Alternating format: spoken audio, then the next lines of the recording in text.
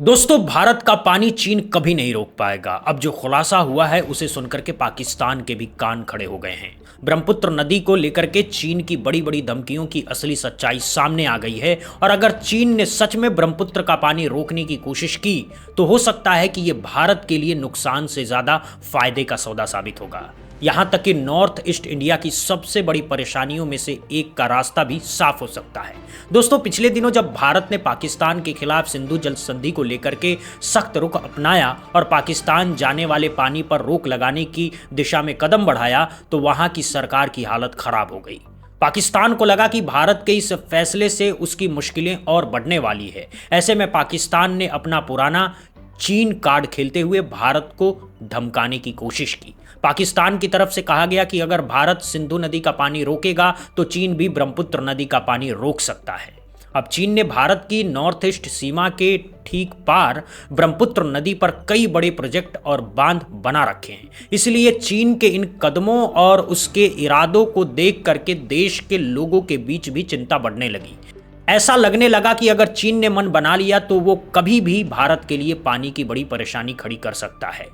लेकिन असली सवाल यही था कि क्या चीन वाकई ब्रह्मपुत्र नदी का पानी पूरी तरह रोक सकता है? अगर चीन ऐसा करने की कोशिश करता है तो भारत पर इसका कितना असर पड़ेगा और क्या ये खतरा वास्तव में उतना बड़ा है जितना पाकिस्तान और चीन की तरफ से दिखाया जा रहा है? इन्हीं सवालों का जोरदार जवाब दिया है असम के मुख्यमंत्री हेमंत बिस्वा शर्मा ने। उन्होंने सिर्फ बयान नहीं दिया बल्कि आंकड़ों और तथ्यों के साथ इस पूरे मामले की तस्वीर साफ करने की कोशिश की है।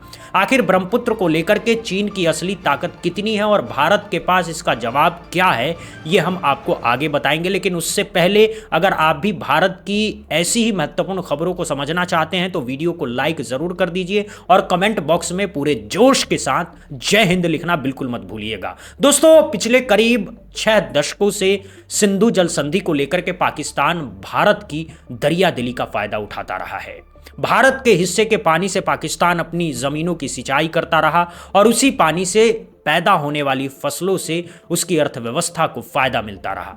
भारत का आरोप रहा कि पाकिस्तान की जमीन का इस्तेमाल भारत के खिलाफ आतंकवाद को बढ़ावा देने वालों ने भी किया है।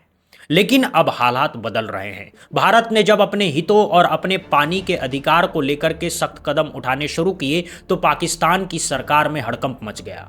वहां के नेता बौखलाने लगे और भारत को धमकियां देने लगे। उन्हें लगा कि चीन का नाम लेकर के भारत पर दबाव बनाया जा सकता है।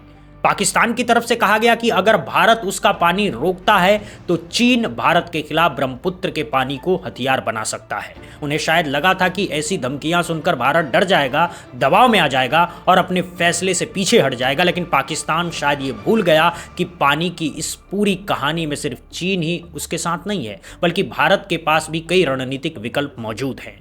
और अगर चीन ने जल्दबाजी में ब्रह्मपुत्र के पानी को लेकर के कोई बड़ा कदम उठाया तो उसका असर सिर्फ भारत पर नहीं बल्कि खुद चीन और पाकिस्तान की रणनीति पर भी पड़ सकता है।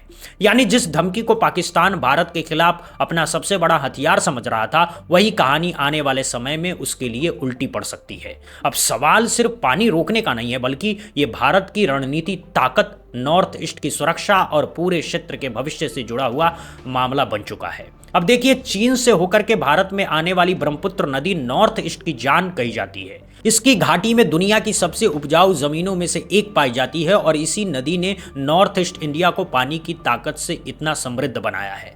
ब्रह्मपुत्र की वजह से असम में चाय के हरे हरे बागानों से लेकर के धान के लहलहाते खेतों तक हर तरफ हरियाली नजर आती है। सिर्फ इतना ही नहीं, ब्रह्मपुत्र नदी धार्मिक और सांस्कृतिक नजरिए से भी बेहद पवित्र मानी जाती है। हर साल हजारों श्रद्धालु इसके किनारे होने वाले अलग अलग मेलों, पर्वों और धार्मिक योजनाओं में शामिल होने पहुंचते हैं। ऐसे में अगर कोई देश इस नदी का पानी रोकने की बात करता है तो इससे सिर्फ नॉर्थ ईस्ट इंडिया में सूखे का खतरा ही नहीं बढ़ेगा बल्कि करोड़ों लोगों की जिंदगी और उनकी रोजमर्रा की जरूरतों पर भी सीधा असर पड़ सकता है। इसीलिए आम भारतीयों के लिए ये वाकई चिंता की बात थी। लेकिन अब शायद चिंता करने की जरूरत नहीं है क्योंकि असम के मुख्यमंत्री हेमंत बिस्वा शर्मा ने आंकड़ों और तथ्यों के साथ ऐसी बातें सामने रखी है जिसने पाकिस्तान और चीन की इस पूरी धमकी की हवा निकाल दी है। उन्होंने पाकिस्तान की धमकियों का करारा जवाब देते हुए कहा है कि भारत ने जब पुरानी और एक तरफा सिंधु जल संधि को लेकर के अपना सख्त रुख अपनाया तभी से पाकिस्तान एक नई तरह की घबराहट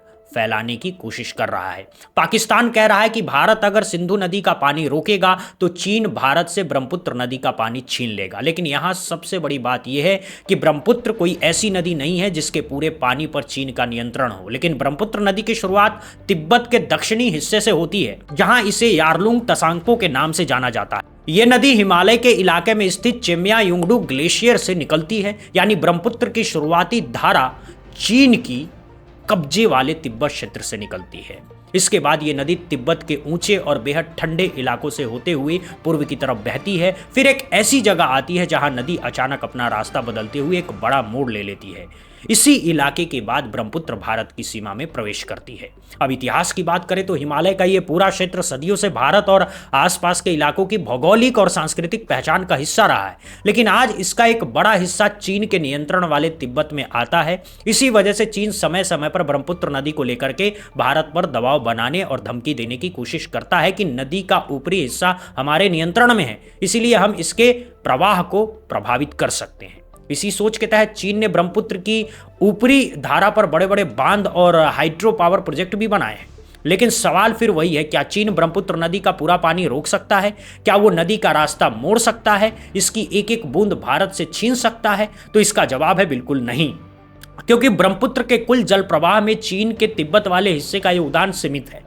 वहां ग्लेशियर और सीमित बारिश से जितना पानी नदी में आता है वो ब्रह्मपुत्र के कुल पानी का लगभग 30 से 35% के आसपास बताया जाता है। वहीं दूसरी तरफ ब्रह्मपुत्र के करीब 2/3 यानी कि लगभग 65 से 70% पानी भारत की अपनी जमीन से नदी में पहुंचता है। लेकिन आखिर ऐसा कैसे होता है? तो देखिए, भारत के नॉर्थ ईस्ट के राज्यों अरुणाचल प्रदेश, नागालैंड, असम, मेघालय और सिक्किम में होने वाली भारी बारिश ब्रह्मपुत्र नदी के पूरे बेसिन को पानी से भर देती है और इसके बहाव को कई गुना बढ़ा देती है। इसके अलावा नॉर्थ ईस्ट का ये पूरा इलाका प्राकृतिक जलास्रोतों से भी बेहद समृद्ध है। इन्हीं इलाकों से निकलने वाली कई बड़ी सहायक नदियां ब्रह्मपुत्र में आकर के मिलती हैं।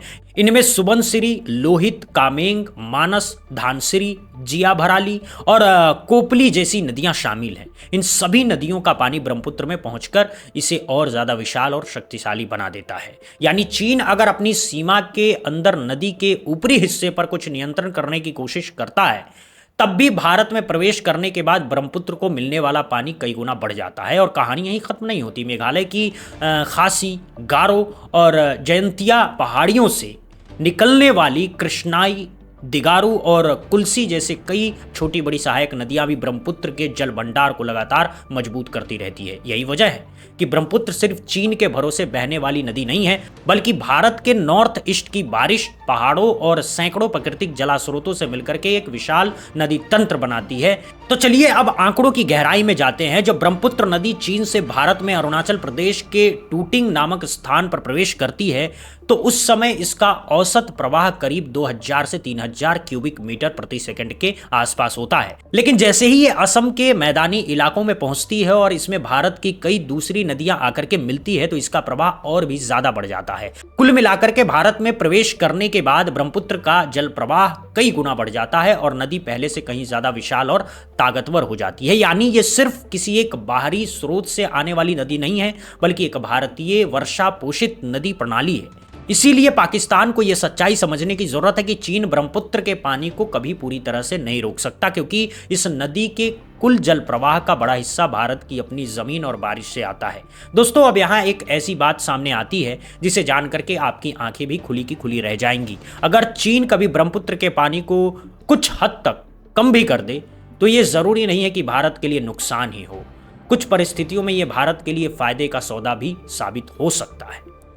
अब ऐसा कैसे हो सकता है, चलिए इसे भी आसान भाषा में समझ लेते हैं। देखिए, ब्रह्मपुत्र भारत की सबसे तेज बहने वाली और सबसे उग्र नदियों में से एक है।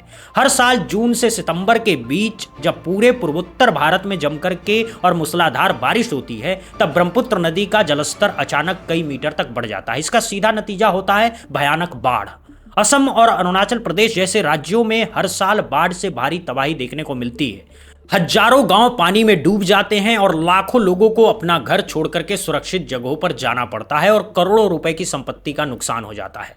अब जरा कल्पना कीजिए, अगर चीन अपने हिस्से के पानी को किसी बड़े बांध या रिजर्वायर में कुछ दिनों के लिए रोक करके रख ले, तो अचानक आने वाली इस विशाल जलराशि से भारत को कुछ राहत मिल सकती है। यानी अगर ब्रह्मपुत्र का वेग कुछ समय के लिए थोड़ा धीमा हो जाए तो इसका मतलब हो सकता है कम बाढ़, कम तबाही और पानी पर ज्यादा नियंत्रण। इसी वजह से एक स्थिति में चीन का पानी रोकना भारत के लिए नुकसान की बजाय ब्लेसिंग्स इन डिस्गाइज यानी कि छिपा हुआ वरदान भी साबित हो सकता है। इतना ही नहीं, भारत ने पिछले कुछ वर्षों में नॉर्थ ईस्ट में बाढ़ प्रबंधन और पानी के बहाव को नियंत्रित करने के लिए कई महत्वपूर्ण योजनाओं पर काम शुरू किया है।